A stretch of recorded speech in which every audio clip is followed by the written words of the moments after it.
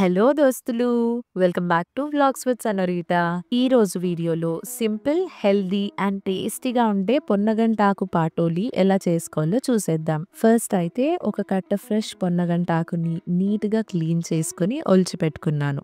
తరువాత ఒక గిన్నె తీసుకొని అందులోకి ఒక పిడికెడంత కందిపప్పు, అలాగే ఒక పిడికెడంత శనగపప్పు యాడ్ చేసుకోవాలి. నెక్స్ట్ ఇందులోకి వాటర్ యాడ్ చేసుకొని పప్పుని 2 టైమ్స్ బాగా మట్టి లేకుండా వాష్ చేసుకోవాలి. పప్పుని వాష్ చేసుకోవటం అయ్యాక ఆ వాటర్‌ని ఒంపేసుకొని ఇప్పుడు అందులోకి 10-12 ఎండుమిరపకాయలను వేసుకోవాలి.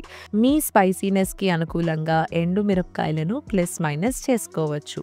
తర్వాత ఇందులోకి ఒక గ్లాస్ వాటర్ యాడ్ చేసుకొని మూత పెట్టుకొని 1 అవర్ వదిలేయాలి. పప్పు నానుతున్నంతసేపు మనం మిగతా ప్రాసెస్‌కైతే వెళ్ళిపోదాం. ఇప్పుడు ముందుగా క్లీన్ చేసి ఉంచుకున్న ఆకుని ఒక గిన్నెలోకి తీసుకొని వాటర్ యాడ్ చేసుకొని 2 టైమ్స్ మట్టి లేకుండా బాగా వాష్ చేసుకోవాలి.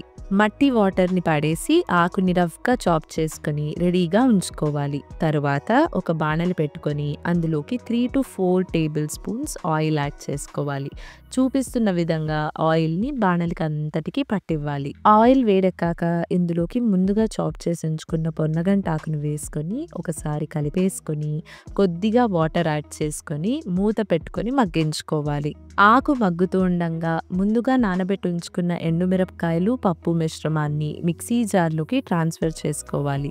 తరువాత అందులోకి ఒక టీ స్పూన్ అంత జీలకర్ర, ఒక టీ స్పూన్ సాల్ట్ యాడ్ చేసుకొని కచ్చా పచ్చాగా అంటే కోర్స్‌గా గ్రైండ్ చేసుకొని ఉంచుకోవాలి. పాటోలికి కావాల్సిన మసాలా పేస్ట్ అయితే రెడీ అయిపోయింది. నెక్స్ట్ ఇప్పుడు మూత తీసి చూడగా ఆకు మగ్గిపోయి ఉండాలి. ఆకు మగ్గాక దాన్ని ఒక ప్లేట్‌లోకి ట్రాన్స్‌ఫర్ చేసుకోవాలి. నెక్స్ట్ అయితే అదే బాణల్లో 6-7 టేబుల్ స్పూన్స్ ఆయిల్ యాడ్ చేసుకొని ఆయిల్ వేడెక్కాక అందులోకి మసాలా పేస్ట్‌ని యాడ్ చేసుకోవాలి. పాటోలీకి ఆయిల్ బాగా వేయాలి. ఆయిల్ వేస్తేనే పాటోలి ఎంతో టేస్ట్‌గా ఉంటుంది.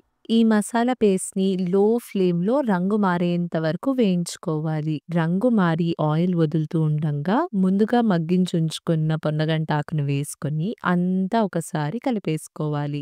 ఫైనల్‌గా ఇందులోకి ఒక పిడికెడంత ఎండు కొబ్బరి పొడిని వేసుకొని అంతా ఒకసారి కలిపేసుకొని 5 మినిట్స్ తర్వాత స్టవ్ ఆఫ్ చేసేసుకోవాలి. అంతేనండి. ఎంతో రుచిగా ఉండే పొన్నగంటాకు పాటోలి అయితే రెడీ అయిపోయింది. ఇది అన్నంలోకి చాలా చాలా టేస్టీగా ఉంటుంది. మీరు ఈ రెసిపీని ట్రై చేసి మీకెలా కుదిరిందో కమెంట్స్‌లో తెలియజేయండి. ఇంకో వీడియోలో మళ్ళీ కలుద్దాం అంటూ సెలవు తీసుకుంటున్న మీ సెనోరిటా.